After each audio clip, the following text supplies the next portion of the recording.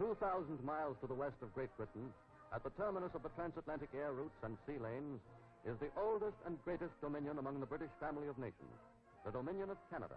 Though Canada has more in common with the United States than any other nation in the world, relatively few Americans have any real knowledge of the 11.5 million people who, just across their boundary to the north, maintain a civilization which closely resembles their own. A nation whose only outside allegiance is to the British Commonwealth of Nations.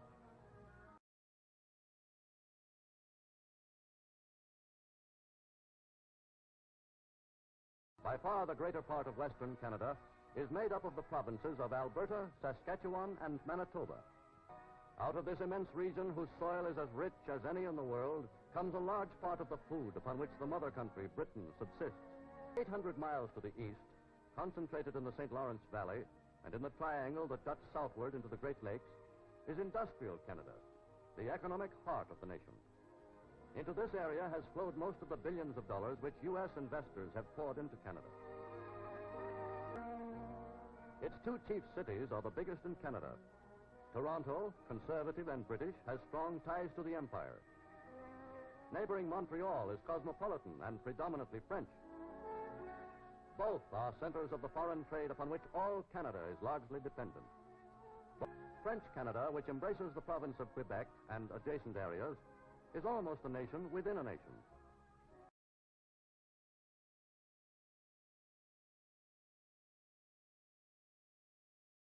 The second great institution which has shaped French-Canadian civilization is the Roman Catholic Church, about which the existence of the province's predominantly Catholic population revolves.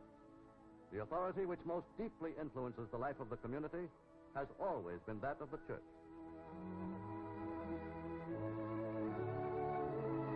Life among the French Canadians is largely pastoral and almost like the life of another century. The home is one of the two great institutions which mold their lives. Large families are encouraged, both by national tradition and church precept. Among these kindly, frugal people, there has been an intense desire to keep things as they are, and always have been, to continue to live in the simple, pleasant ways of their grandfathers and great-grandfathers.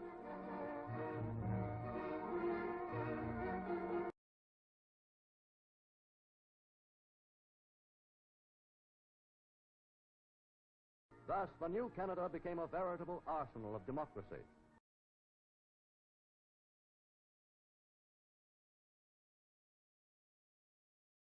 And its neighbor, the United States, the Second World War brought at last what many had long advocated in vain, a pooling of common interests.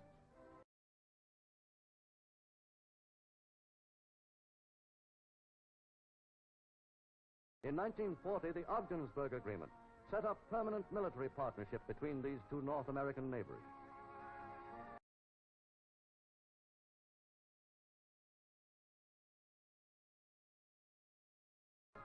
Today, far-sighted Canadians and Americans, meeting in both countries, are looking ahead to a brilliant future of cooperation, anticipating the many problems which they know can be solved only by continued mutual understanding and goodwill between the two great nations of North America.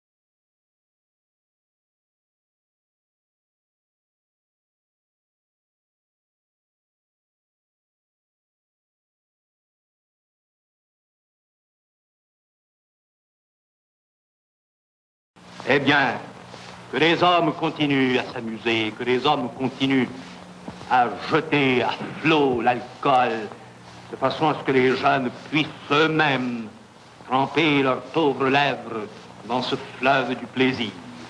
Et vous serez obligés alors de bâtir et de bâtir et de bâtir des institutions. Quelques-uns se demanderont-ils, et à bon droit, pourquoi je quitte le navire au moment où il affronte la tempête.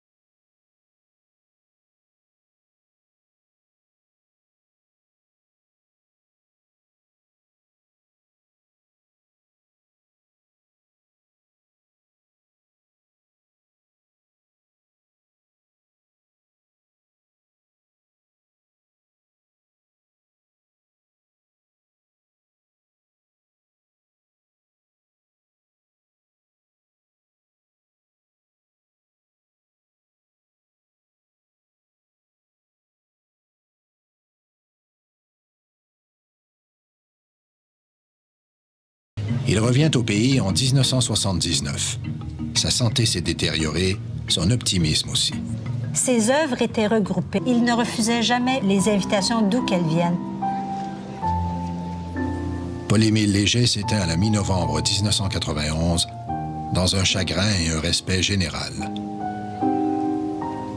Avec le cardinal Léger disparaissait le dernier grand premier rôle d'un Québec et d'un monde révolu.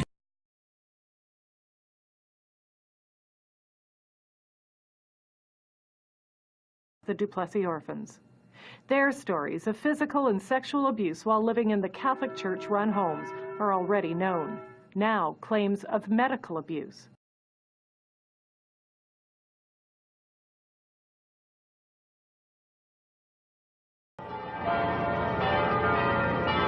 The church that once dominated Quebec society, as it still dominates the skyline, said today it cannot be held responsible.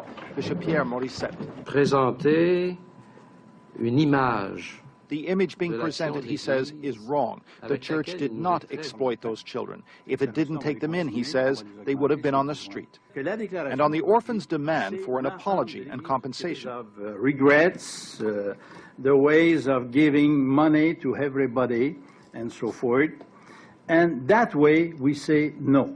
And that, the church said, is its final word.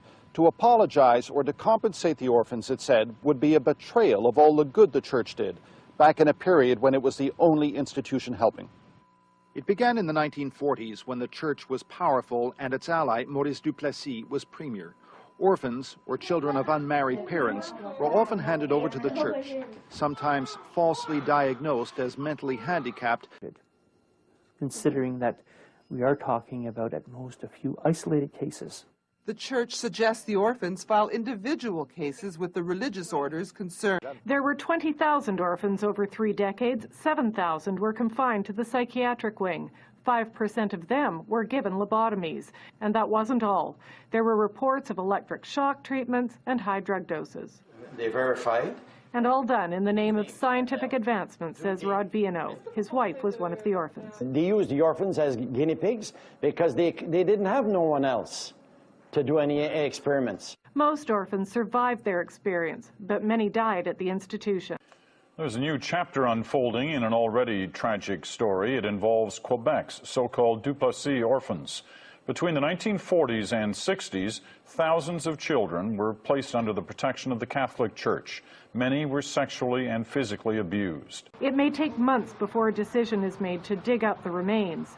In the meantime, the governments and the Catholic Church refuse to comment. The Archbishop of Montreal responded.